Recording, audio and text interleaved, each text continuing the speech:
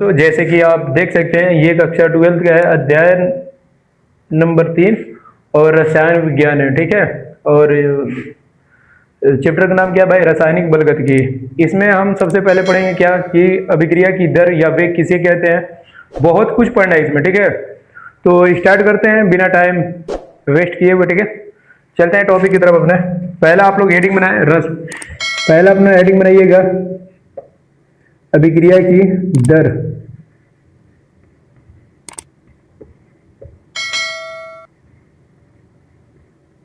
अभिक्रिया की दर या वेग, दर या वेग,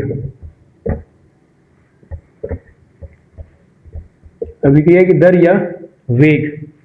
आपसे कोई पूछे कि अभिक्रिया की दर या वेग किसे कहते हैं, तो आप सिंपल बताइएगा कि एकांक समय में अभिकारी या उत्पाद की सांद्रता में जो परिवर्तन होता है ना, उसे अभिक्रिया की दर या वेग कहते हैं। तो आप डिफिनीशन में क्या लिखेंगे, डिफिनीशन आप लिखें, डिफिनीशन में लिखेंगे क्या, एकांक समय में, एकांक समय में, एकांक समय में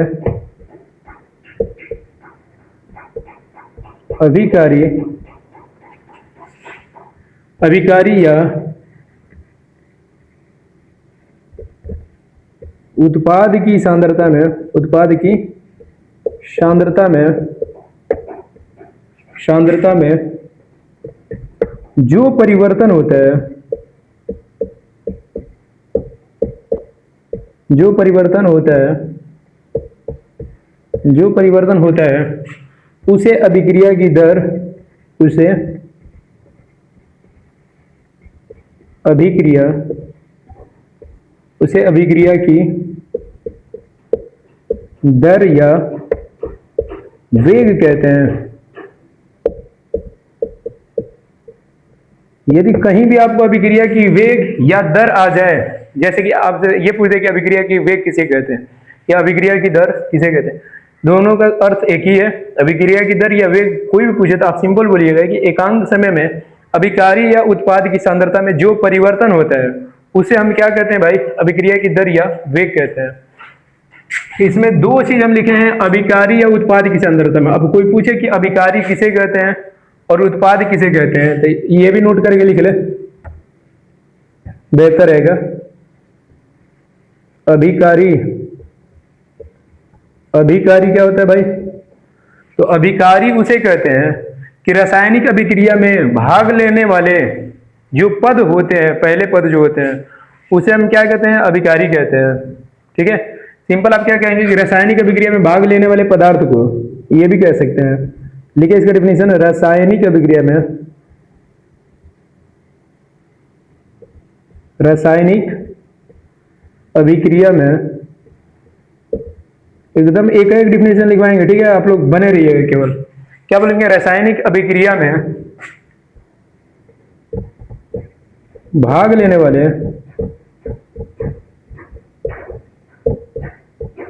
वाले रासायनिक अभिक्रिया में भाग लेने वाले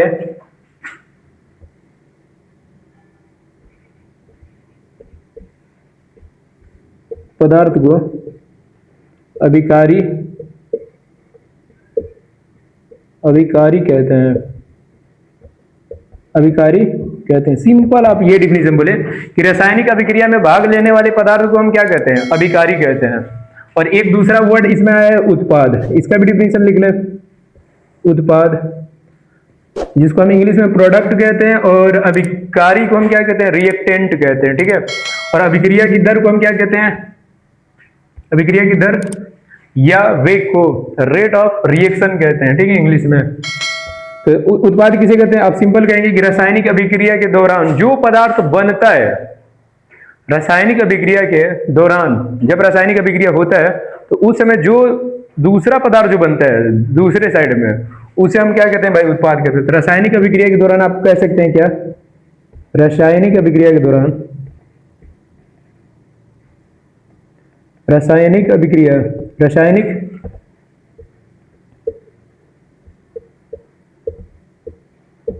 रासायनिक अभिक्रिया के दौरान, रासायनिक अभिक्रिया के रासायनिक अभिक्रिया के दौरान, ठीक है, रासायनिक अभिक्रिया के दौरान जो पदार्थ बनता है, जो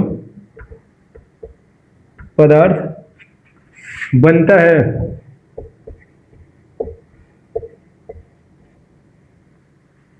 यह रासायनिक अभिक्रिया के फलस्वरूप लिखे बेहतर रहेगा। क्या लिखेंगे? फलस्वरूप, ठीक है, फलस्वरूप, फलस्वरूप, रासायनिक अभिक्रिया के फलस्वरूप, फलस्वरूप जो पदार्थ,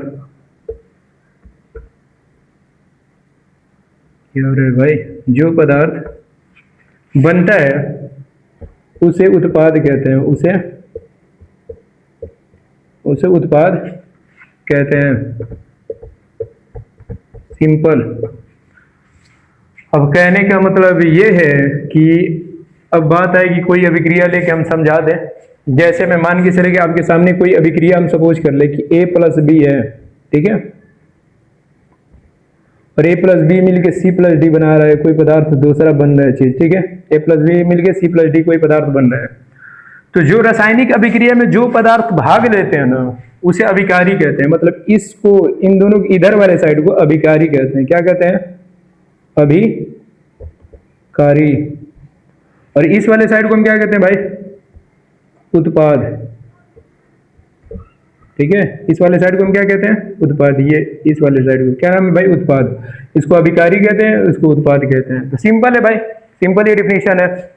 आपसे कोई अभिकारी पूछे तो आप सिंपल बताइएगा कि रासायनिक अभिक्रिया के फलस्वरूप जो, रासायनिक अभिक्रिया में जो भाग लेते हैं, जो पदार्थ भाग लेते हैं उसे अभिकारी कहते हैं, और रासायनिक अभिक्रिया के फलस्वरूप जो पदार्थ बनता है ना उसे हम उत्पाद कहते हैं।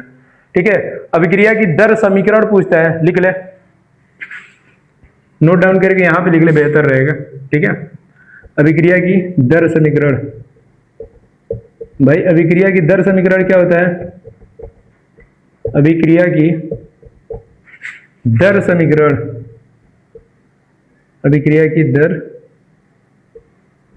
समीकरण, या वेग का समीकरण, ऐसे भी पूछ सकता है। अभिक्रिया की दर समीकरण या वेग समीकरण। तो याद रखिएगा इसको हम dx बटे में dt से लिखते हैं, dx बटे में dt से लिखते हैं। ये होता है इसका दर समीकरण, सिंपल, dx बटे में dt। यहाँ पर dx जो होता है ये सांद्रता होता है। क्या होता है? सांद्रता। और नीचे dt क्या होता है भाई? समय होता है।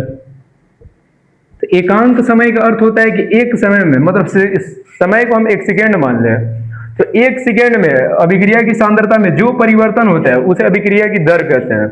आप कह सकते हैं अभिक्रिया की दर का समीकरण क्या होता है? dx बटे में dt। आपको कोई कहे कि अभिक्रिया के दर समीकरण को हम किससे लिखते हैं, या वेग समीकरण को, तो आप सिंपल बोलिएगा कि dx बटे में dt को हम अभिक्रिया की दर कहते हैं। ठीक है, इस इक्वेशन से भी आप ये डिफिनेशन बना सकते हैं। आप क्या कहेंगे सिंपल इस इक्वेशन को देखते हुए कि यहाँ पर एकांक समय में डिफिनेशन करें कि एकांक समय में, इसका मतलब समय को 1 मान लिया है। तो एक समय में, ठीक है, 1 सेकेंड में अभिक्रिया की सांद्रता में जो परिवर्तन हो रहा है तो उसी को हम क्या कहते हैं? अभिक्रिया की दर या वेग कहते हैं। तो ये रहा कुछ सिंपल सा डिफिनेशन, आप अच्छे से उतार ले। ठीक, अब आगे चलते हैं अभिक्रिया की वेग स्थिरांक पर। ओके, तो आप लोग स्क्रीनशॉट ले लीजिए।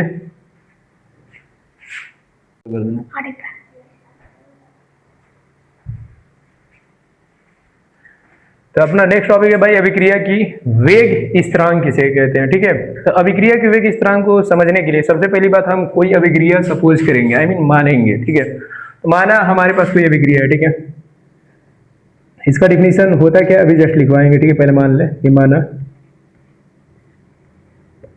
कोई अभिक्रिया, ठीक है, माना कोई अभिक्रिया, क्या अभिक्रिया भाई? ax plus a plus B बराबर, यहाँ पे मान ले, यहाँ पे c प्लस डी बना रहा है, c प्लस डी। ठीक है, a प्लस बी बना के क्या बन रहा है भाई? c plus D. तो ये क्या कहता है सिंपल? अभिक्रिया की वेग स्थिरांक क्या कहता है? अभिक्रिया की वेग स्थिरांक ये कहता है सिंपल कि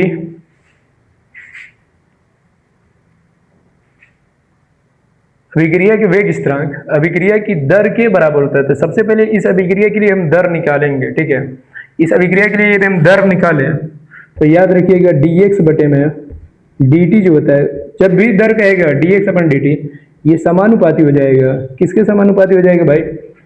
इस अभिकारी पदार्थ का सक्रिय द्रव्यमान एकांक को, ठीक है, dx बटे में dt। और सक्रिय द्रव्यमान को हम ऐसे लिखते हैं, ठीक है, ये सिंबल होता है सक्रिय द्रव्यमान, इसको पढ़ा जाता है कि A का सक्रिय द्रव्यमान, ठीक है, क्रॉस B का सक्रिय द्रव्यमान। इससे कोई लेना देना नहीं है, इसको साइड में रखो, ठीक है। अभिकारी पदार्थ के सक्रिय द्रव्यमान के समानुपाती होता है क्या? अभिक्रिया की दर। अब यहां से क्या होगा, सपोज करें सिंपल, तो dx बटे में dt, और जब ये समानुपाती साइन हटाते हैं, आई मीन ये जब सिंबल हटाते हैं तो बराबर का चिन्ह आता है, और ये हटने के बाद एक नियतांक आता है k, और यहाँ पर बच जाता है a अक्रॉस b, मतलब a इंटू बी बच जाता है, ठीक है। और ये जो k नियतांक आता है ना, इसी k को ही, इस k को ही हम क्या कहते हैं? अभिक्रिया की वेग स्थिरांक। ये एक प्रकार का स्थिरांक है, अभिक्रिया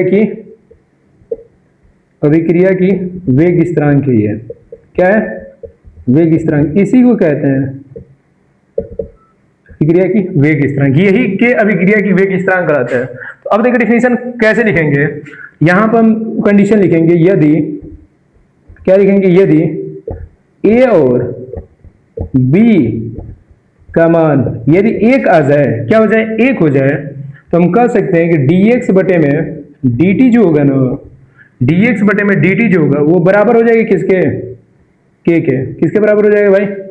k के। कहें कि a इंटू बी की जगह पे अब एक रखेंगे, एक जैसे रखेंगे तो एक से k में गुणा करेंगे तो k ही मिलेगा, मतलब फाइनल आपका इक्वेशन ये बन के आएगा, dx अपॉन dt बराबर k। अब इसको देखते हुए हम क्या लिखेंगे भाई? डिफिनीशन, ठीक है। इसको देखते हुए हम क्या लिखेंगे? डिफिनीशन लिखेंगे, dx बटे dt। इसको देखते हुए डिफिनीशन हम क्या लिखेंगे? सिंपल हम डिफिनीशन में ये कह सकते हैं, इसको अभिक्रिया की दर कहते हैं। इससे सोचे कि हम इसका डिफिनीशन लिख सकते हैं। कैसे लिखेंगे? कहेंगे कि अभिक्रिया की वेग स्थिरांक या अभिक्रिया की दर जो होता है, अभिक्रिया की वेग स्थिरांक क्या होता है? बराबर होता है। कब बराबर होता है भाई? जब अभिकारी पदार्थ का सक्रिय द्रव्यमान एकांक हो। ये अभिकारी पदार्थ है, ये अभिकारी मतलब इस वाले हिस्से को अभिकारी कहते हैं, इधर वाले क्या कहते हैं? उत्पाद। अभिक्रिया की वेग स्थिरांक बताने के लिए उत्पाद की कोई आवश्यकता नहीं होती है, मेन भूमिका निभाता है कौन भाई? अभिकारी। तो सिंपल इसका डिफिनीशन क्या लिखेंगे? इस इक्वेशन को देखते हुए लिखेंगे क्या कि अभिक्रिया की दर जो होता है, ठीक है, अभिक्रिया की दर जो होता है वो अभिक्रिया की वेग स्थिरांक के बराबर होता है। कब? जब अभिकारी पदार्थ का सक्रिय द्रव्यमान क्या हो? एकांक हो। एक मतलब एकांक हो, ऐसा समझता है। लिखे क्या लिखेंगे इसको देखते हुए? यहां लिख दे रहे हैं इसका डिफिनीशन। क्या लिखेंगे यहां पर इन्वर्टेड कामा के अंदर कि अभिक्रिया की वेग स्थिरांक या अभिक्रिया की दर, अभिक्रिया की दर, अभिक्रिया की दर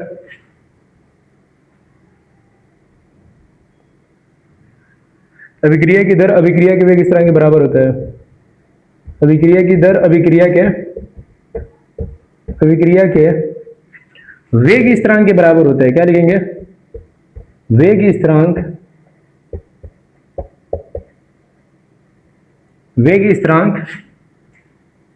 स्थिरांक के बराबर होता है, बराबर होता है। वेग स्थिरांक क्या होता है? बराबर होता है। कब? तो रीजन क्या? जब अभिकारी पदार्थ का,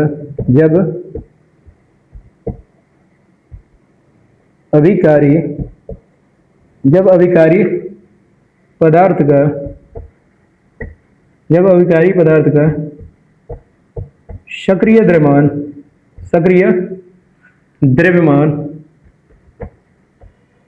द्रव्यमान एकांक हो। क्या हो?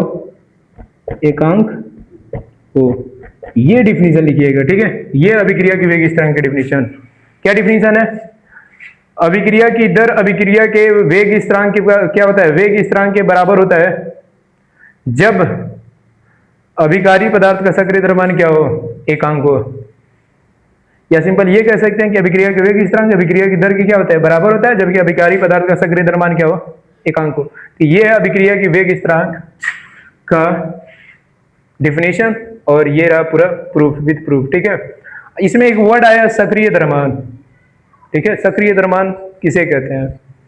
तो इसको हम अभी जस्ट लिखवाएंगे आगे वाले नेक्स्ट शेयरिंग में। तो आप लोग उतार लेंगे, आई मीन स्क्रीनशॉट ले लीजिए और नोट में लिख लीजिएगा यहाँ पर इंपॉर्टेंट नोट कि वेग स्थिरांक का मात्रक, वेग स्थिरांक का मात्रक जो होता है ना, वेग स्थिरांक का मात्रक, वेग स्थिरांक का मात्रक भी कभी कभी पूछ लेता है। तो वेग स्थिरांक का मात्रक क्या निकालेंगे, k बराबर dx बटे dt, और dx को हम सांद्रता कहते हैं, तो मोल प्रति लीटर इसका हो जाएगा, बटे में समय हो जाएगा, मतलब इसका मात्रक हो जाएगा क्या, मोल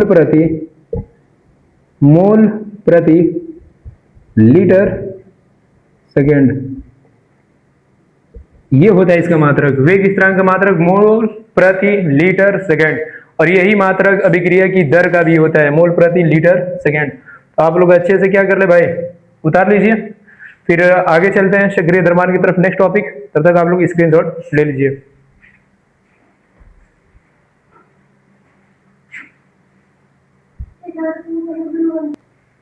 तो दोस्तों देख सकते हैं कि ये अपना नेक्स्ट टॉपिक है भाई, सक्रिय द्रव्यमान। ओके, तो सक्रिय द्रव्यमान किसे कहते हैं, तो किसी पदार्थ का मोलर सांद्रता जो होता है ना, उसी को हम क्या कहते हैं भाई, सक्रिय द्रव्यमान कहलाते हैं। ठीक है, तो डिफिनेशन लिखें, किसी पदार्थ का मोलर सांद्रता ही किसी पदार्थ का मोलर सांद्रता ही,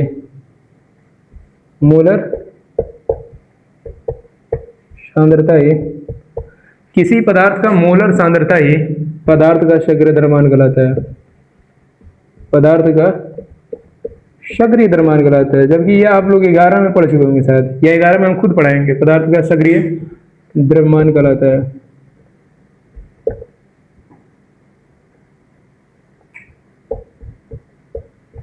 किसी पदार्थ का मोलर सांद्रता ही पदार्थ का क्या कहलाता है, सक्रिय द्रव्यमान कहलाता है। ठीक है, अब आगे लिख ले, नेक्स्ट नोट बनाएंगे कुछ, सक्रिय द्रव्यमान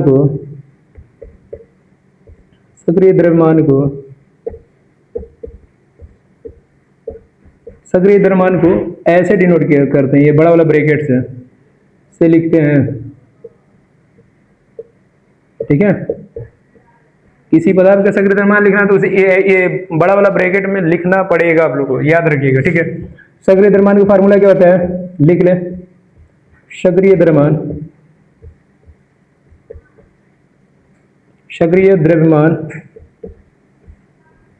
का सूत्र, सक्रिय द्रव्यमान का जो सूत्र होता है ना भाई, ये होता है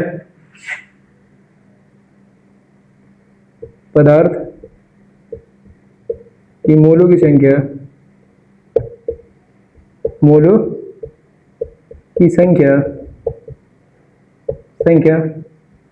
बटे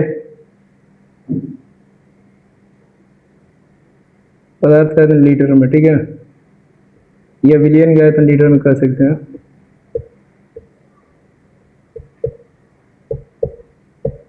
विलियन का आयतन लीटर में, या पदार्थ का आयतन लीटर में निकले तो बेहतर रहेगा। ठीक है, पदार्थ का आयतन किसमें, पदार्थ का आयतन लीटर में। ठीक है, अब देखिए जैसे आपके सामने कोई ऐसी चीज, कोई पदार्थ लिखा हो जैसे ए, ऐसे करके, इसको हम कैसे पढ़ेंगे, इसको कहेंगे कि ए का सक्रिय द्रव्यमान। क्या पढ़ेंगे, ए का सक्रिय द्रव्यमान। यदि कहीं आपके सामने ऐसे लिखा हो, ऐसे करके बी लिखा हो, इसको हम कैसे पढ़ेंगे, बी का सक्रिय द्रव्यमान।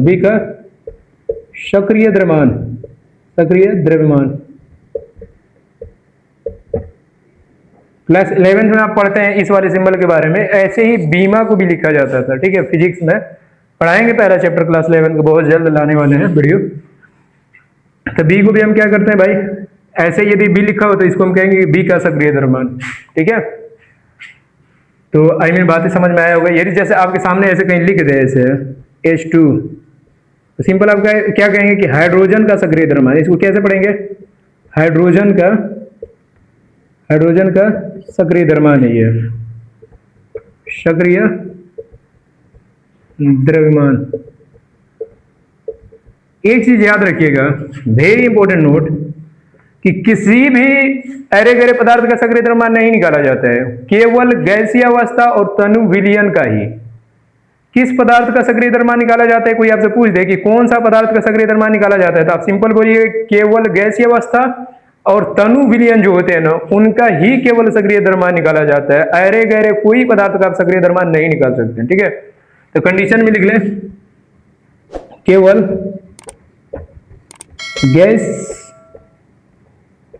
गैसीय अवस्था, ठीक है,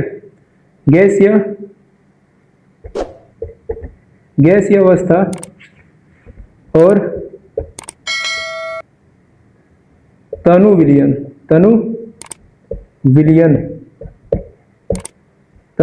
का सक्रिय द्रव्यमान निकाला जाता है। तनु विलयन का सक्रिय द्रव्यमान निकाला जाता है।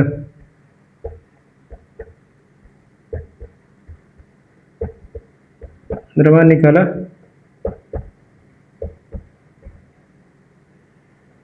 निकाला जाता है। आपसे कोई पूछ दे कि किस पदार्थ का सक्रिय द्रव्यमान निकाला जाता है, तो आप सिंपल बताइए कि गैसीय अवस्था और तनु विलयन का सक्रिय द्रव्यमान निकाला जाता है। तो ये छोटा सा डिफिनेशन था सक्रिय द्रव्यमान, जो कि 11th का है। तो ये केवल हल्का सा बताने के लिए यहाँ पर लिख दिया। ठीक है, आप लोग इसे भी याद कर लीजिएगा। ठीक, तो नेक्स्ट टॉपिक इस तरफ चलते हैं। अभिक्रिया की वेग स्थिरांक किन किन कारकों पर निर्भर करती है, उसकी बातें करेंगे अभी जस्ट। ठीक है, तब तक आप लोग स्क्रीनशॉट ले लीजिए।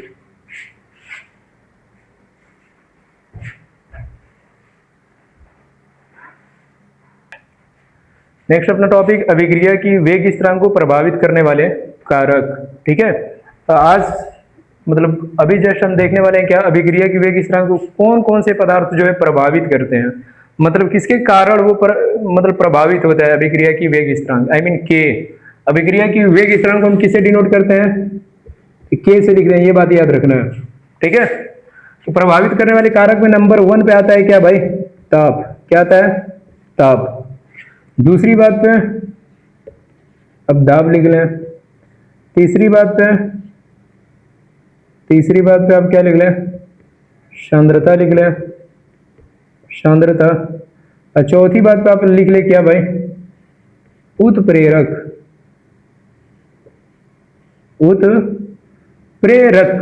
ठीक है, ये 4 पॉइंट ऐसे हैं जिससे अभिक्रिया की वेग स्थिरांक प्रभावित होती है। प्रभावित करने वाले कारक हैं, अभिक्रिया की वेग स्थिरांक को प्रभावित करने वाले कारक यही हैं सब। ठीक है, तो सबसे पहली बात, अब ताप कैसे प्रभावित करता है, लिखे इसमें कि निश्चित ताप पर अभिक्रिया की वेग स्थिरांक नियत रहता है, परंतु जैसे हम ताप को वृद्धि करते हैं, आई मीन ताप को बढ़ाते हैं, तो अभिक्रिया की वेग स्थिरांक क्या हो जाता है, बढ़ जाता है। कहने का मतलब यह है कि ताप अभिक्रिया की वेग स्थिरांक पर ऐसे प्रभाव डालता है कि जब हम ताप को निश्चित रखेंगे तो वेग स्थिरांक भी निश्चित रहेगा, और ताप को बढ़ाएंगे तो अभिक्रिया की वेग स्थिरांक क्या हो जाएगा, बढ़ जाएगा। सिंपल क्या लिखेंगे कि ताप बढ़ाने पर अभिक्रिया की वेग स्थिरांक क्या होता है भाई, बढ़ता है। ये भी कह सकते हैं सिंपल। क्या लिखेंगे, अभिक्रिया की वेग स्थिरांक, अभिक्रिया की वेग स्थिरांक, अभिक्रिया की वेग स्थिरांक ताप बढ़ाने पर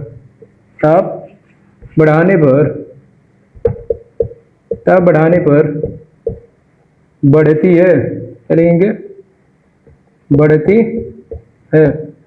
अभिक्रिया की वेग स्थिरांक ताप बढ़ाने पे क्या होती है भाई, बढ़ती है। ये चीज ताप में आप लिखिएगा, ये ताप पर प्रभाव डालता है। ताप को निश्चित रखेंगे तो अभिक्रिया के वेग स्थिरांक नियत रहेगा। नियत मतलब ना बढ़ेगा ना घटेगा, और जैसे ताप को हम इंक्रीज करेंगे, आई मीन बढ़ाएंगे, तो अभिक्रिया के वेग स्थिरांक क्या हो जाएगा, बढ़ता है। ये बात याद रखना है। ठीक है, दाब में आप लिखिएगा कि अभिक्रिया की वेग स्थिरांक पर दाब का प्रभाव नहीं पड़ता है।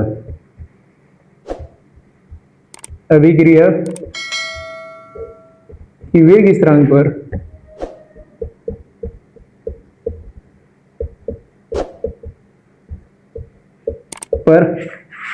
दाब का प्रभाव नहीं पड़ता है, दाब का प्रभाव नहीं पड़ता।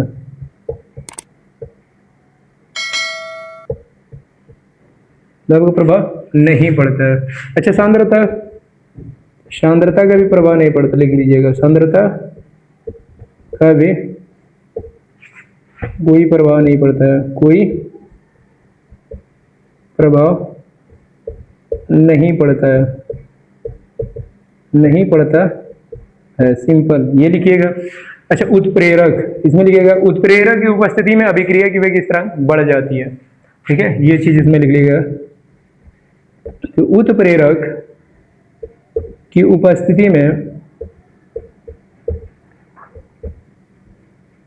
उत्प्रेरक की उपस्थिति में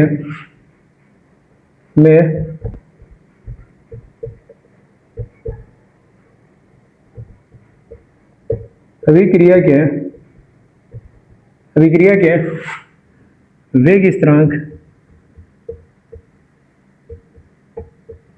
अभिक्रिया के वेग स्थिरांक का मान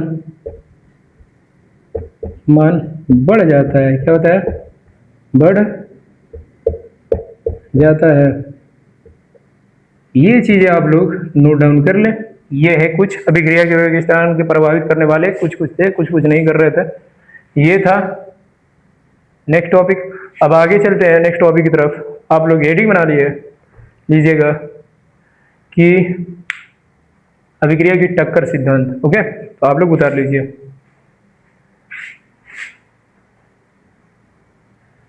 नेक्स्ट टॉपिक है ये अपने सामने भाई, अभिक्रिया की टक्कर सिद्धांत, जो कि वाकई में बहुत ज्यादा इंपॉर्टेंट है। ठीक है, ये बोर्ड की एग्जाम के नजरिए से भाई ये इतना ज्यादा इंपॉर्टेंट है कि ये कई दफा आया है। जब हम भी 12 में थे, मतलब मैं जब खासकर 12 में था, तो मेरे एग्जाम में ये आया हुआ था भाई। ठीक है, तो और ये मेरे ही में नहीं, आज से तकरीबन 7 साल पहले तो सुन लीजिए कई एग्जामों में आ चुका है। तो ये आता ही रहता है, ये आएगा तो 2 या 3 नंबर में आएगा।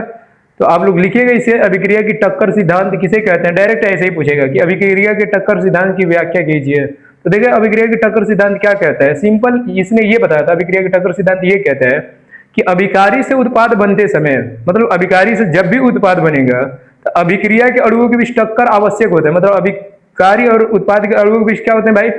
टक्कर होते हैं। याद रखना, अभिकारी अणुओं के बीच टक्कर आवश्यक होते हैं। ठीक, जिस टक्कर को हम प्रभावी टक्कर कहते हैं, मतलब जो अभिकारी अणुओं के बीच जो टक्कर स्टार्ट होता है, शुरू होता है उत्पाद बनने के दौरान, मतलब उत्पाद बनने से पहले अभिकारी के अणुओं के बीच टक्कर होते हैं, तब जब उत्पाद बनते हैं। ठीक है, तो अभिकारी के अणुओं के बीच जो टक्कर होते हैं ना, उस टक्कर को हम प्रभावित कहते हैं। लेकिन ये चीज याद रखिएगा कि अभिकारी अणुओं के सभी टक्कर प्रभावी नहीं होते। बस इतना ही लिखना है। चलिए लिखते हैं इसको। इन बातें समझ में नहीं आया होगा तो लिख देंगे, तो अच्छे से नोट कर लीजिए भाई। और ये आता है, याद कर लीजिएगा। क्या लिखेंगे? अभिकारी से उत्पाद बनते समय। ठीक है, जैसे लिख रहे एकदम ऐसे ही लिखिएगा। अभिकारी से उत्पाद बनते समय, उत्पाद बनते समय, अभिकारी से उत्पाद बनते समय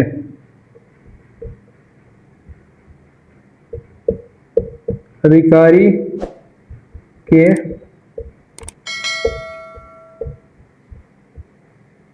अणुओं के बीच, अभिकारी के अणुओं के बीच, अभिकारी के अणुओं के बीच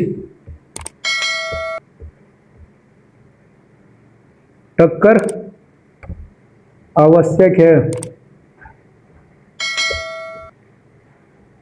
ठीक है, आवश्यक है। जिन अभिकारी अणुओं के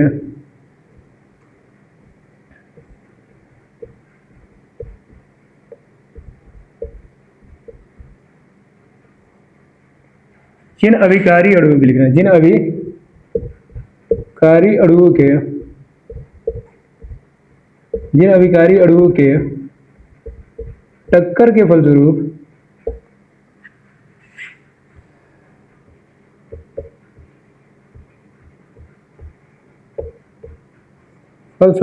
जिन अभिकारी अणुओं के टक्कर के फलस्वरूप उत्पाद बनते हैं, उत्पाद बनते हैं, ठीक है, बनते हैं, उन्हें प्रभावी टक्कर कहते हैं। प्रभावी टक्कर कहते हैं। प्रभावी टक्कर कहते हैं। प्रभावी टक्कर कहते हैं। ठीक है, आगे लिखना। ध्यान रहे, ध्यान रहे, क्या ध्यान रहे? अभिकारी अणुओं के,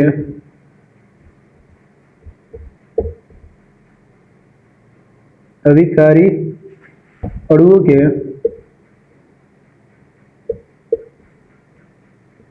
सभी टक्कर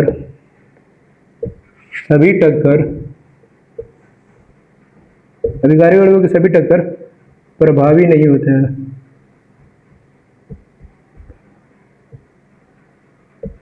प्रभावी नहीं होते हैं।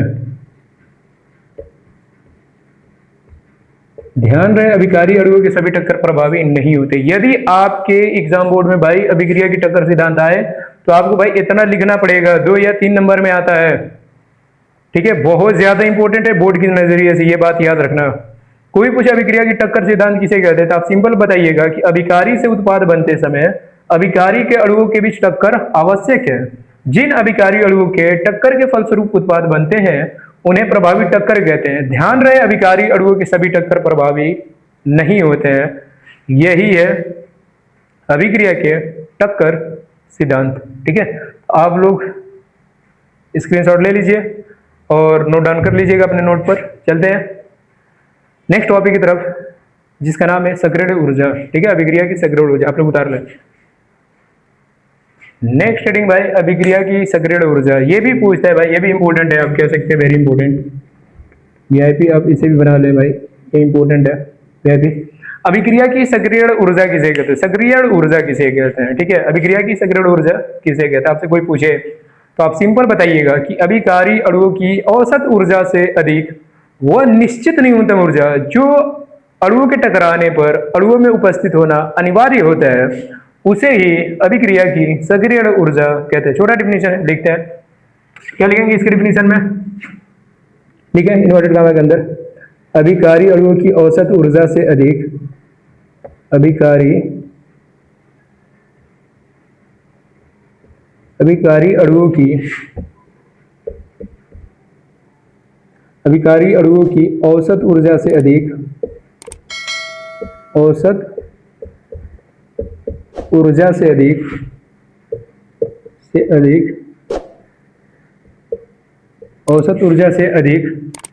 वह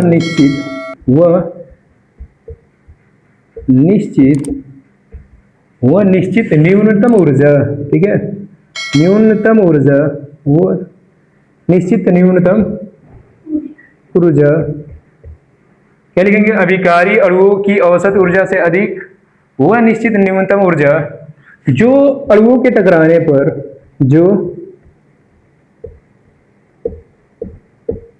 अणुओं के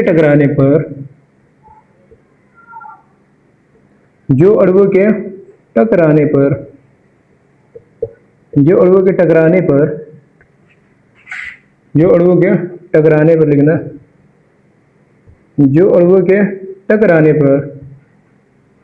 पर अणुओं में उपस्थित होना, अणुओं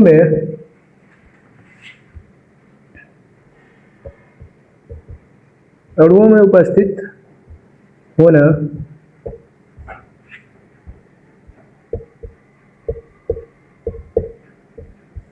अनिवार्य है। अणुओं में उपस्थित होना अनिवार्य है। इसे अभिक्रिया की सक्रिय ऊर्जा, इसे ही अभिक्रिया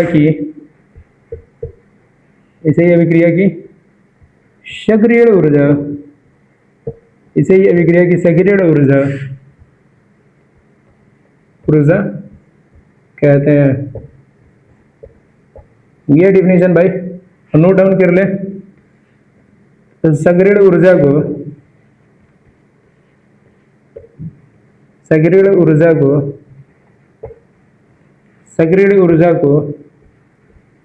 ठीक है, सक्रिय ऊर्जा को ई और स्मॉल ए से लिखते हैं। ठीक है, ई ए से लिखते हैं। सक्रिय ऊर्जा को किससे लिखते हैं भाई? ई ए से लिखते हैं। तो आप देख सकते हैं अभिक्रिया की सक्रिय ऊर्जा आपसे कोई पूछ दे तो आप सिंपल बताइएगा कि अभिकारी अणुओं की औसत ऊर्जा से अधिक वह निश्चित न्यूनतम ऊर्जा जो अणुओं के टकराने पर अणुओं में उपस्थित होना अनिवार्य है, इसे ही अभिक्रिया की सक्रिय ऊर्जा कहते हैं। सिंपल बात। अब यही डिफिनेशन लिखिएगा और सक्रिय ऊर्जा को ई ए से लिखते हैं। ठीक है, अभिक्रिया की सक्रिय ऊर्जा का एक समीकरण होता है। आपसे ये रिक्वेस्ट है कि आप लोग इसका कमेंट में जरूर बताइएगा कि इसका सक्रिय ऊर्जा का, आपसे मेरे तरफ से क्वेश्चन है कि अभिक्रिया की सक्रिय ऊर्जा का समीकरण होता क्या है। ठीक है, आप लोग कमेंट में जरूर बताइएगा। ओके, नहीं मालूम होगा तो कोई दिक्कत है, हम यहाँ पे लिख देंगे, लेकिन अभी नहीं बताएंगे। जस्ट आप लोग इसका इक्वेशन बताइएगा, वो भी किसमें, गूगल जहां से मन करे आप लोग वहां से, लेकिन याद कर लीजिएगा और बताइएगा जरूर। ठीक है, चलते हैं नेक्स्ट टॉपिक की तरफ, तब तक आप लोग स्क्रीनशॉट ले लीजिए।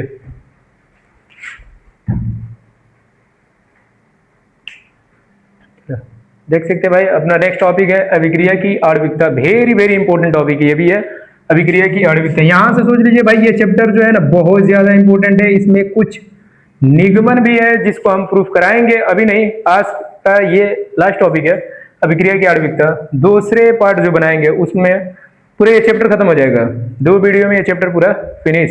ठीक है, निगमन सहित विथ एग्जाम्पल भी कराएंगे अच्छे से, कुछ क्वेश्चन भी कराएंगे। कहा है कि यहाँ से इस चैप्टर से क्वेश्चन भी आते हैं, न्यूमेरिकल आते हैं भाई, और पूछे जाते हैं, और प्रूफ निगमन फार्मूला का निगमन भी पूछा जाता है, वो भी देखेंगे। ठीक है, अभिक्रिया की आणविकता किसे कहते हैं, आपसे कोई पूछ दे कि अभिक्रिया की आणविकता किसे कहते हैं, तो चले इसका डिफिनेशन लिखते हैं। ठीक है, अभिक्रिया की आणविकता क्या लिखेंगे, किसी प्रारंभिक पद में भाग लेने वाले, किसी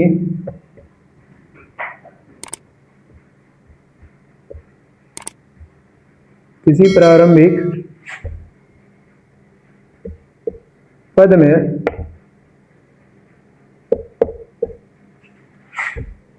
भाग लेने वाले,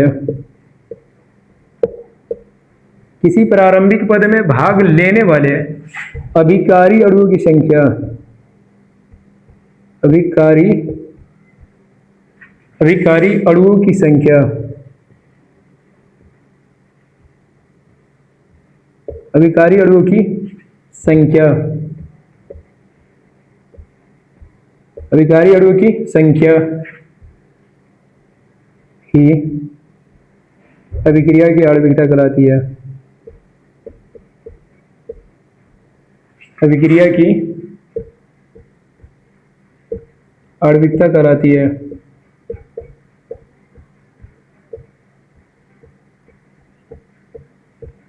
सिंपल, आप ये डिफिनेशन याद कर लीजिएगा। क्या बोलिएगा, आपसे कोई पूछता है कि अभिक्रिया की आणविकता किसे कहते हैं, तो आप सिंपल बताइएगा, किसी प्रारंभिक पद में भाग लेने वाले अभिकारी अणुओं की जो संख्या होती है ना, उसी को हम अभिक्रिया की आणविकता कहते हैं। आई मीन डिफिनेशन यदि समझ में नहीं आएगा तो इधर देख ले, एग्जाम्पल देखते हैं। ठीक है, जैसे आपके सामने कोई अभिक्रिया दे दे, ठीक है, जैसे मान के चलिए आपके सामने कोई भी एक रिएक्शन देते हैं, अभिक्रिया देते हैं, जैसे में हम आपके सामने दे दे रहे हैं ऐसे कि A प्लस B मिलके कुछ बना रहे हैं उत्पाद,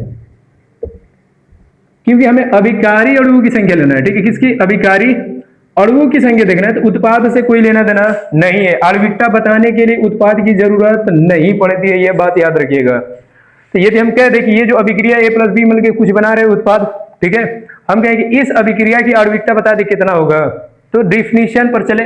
डिफिनीशन परिभाषा क्या कर रहे हैं कि किसी प्रारंभिक पद में भाग लेने वाले अभिकारी अणुओं की संख्या, तो अभिकारी कौन है, ये उत्पाद ये है, अभिकारी इधर वाला रहता है, तो अभिकारी अणुओं की संख्या। तो अभिकारी अणुओं की संख्या देखिए कैसे हम बताएंगे, इसको कहते हैं ए, कोई ए है पदार्थ, यहां पर कोई बी पदार्थ है, इनकी संख्या कितनी है, ये आगे वाला नंबर बताएगा। इसके आगे क्या लिखा है, कुछ नहीं लिखा रहता है, तो एक मान ले कि एक रहता है, इसके आगे कुछ नहीं है तो एक रहता है, एक हाइड रहता है, छिपा रहता है। ठीक है, तो इसमें ए की संख्या कितनी है, एक, बी की संख्या कितनी है, एक, तो इसकी आणविकता कितनी हो जाएगी, इसकी आणविकता कितनी हो जाएगी,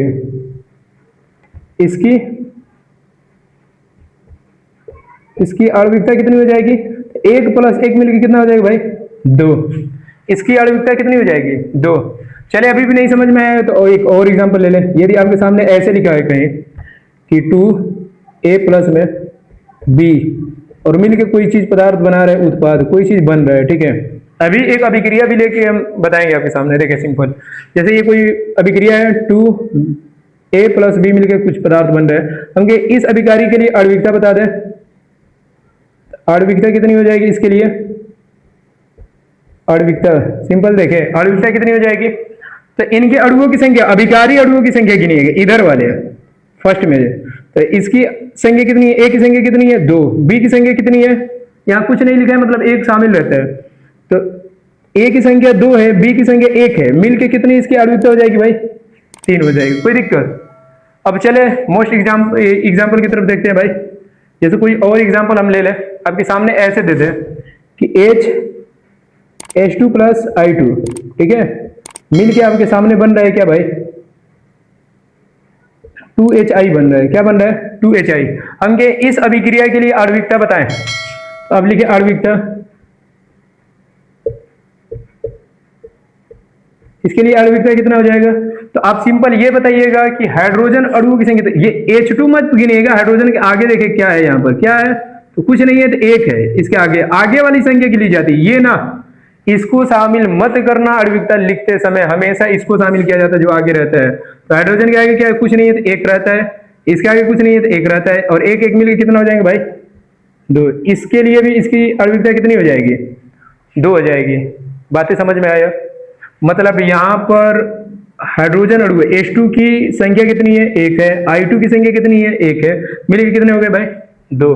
यही समझ में आया। एक और आ जाए एग्जाम्पल आपके सामने, और एक एग्जाम्पल ले रहे हैं। जैसे मान के चले कि आपके सामने ऐसे कोई एग्जाम्पल दे दें PCl5, ठीक है, ये जो है 2 चीजों में अपघटित हो गया है, PCl3 और प्लस में Cl2। हम कहें भाई इसकी आणविकता बता दो तुम,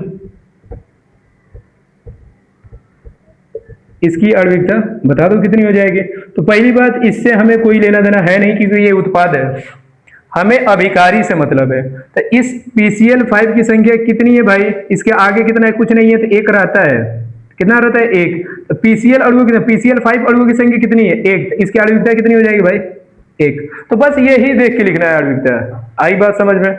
यदि समझ में आ गया होगा तो आप लोग ये क्या कर लें, अच्छे से नोट डाउन कर ले। अब चलते हैं अभिक्रिया की आणविकता के मोस्ट इंपोर्टेंट नोट की तरफ। तब तक आप लोग ये डिफिनेशन और विथ एग्जांपल उतार लें।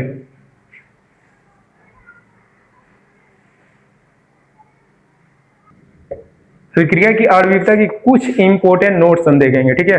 पहला नोट आप बना ले भाई, नोट क्या बनाएंगे कि अभिक्रिया की आणविकता जो होती है ना वो सदैव धनात्मक में होती है। क्या लिखेंगे, ठीक है, अभिक्रिया की आणविकता, अभिक्रिया की आणविकता माइनस में नहीं होती, ये चीज याद रखना भाई। अभिक्रिया की आणविकता सदैव धनात्मक में होती है, ठीक है, सदैव धनात्मक में होती है, धनात्मक में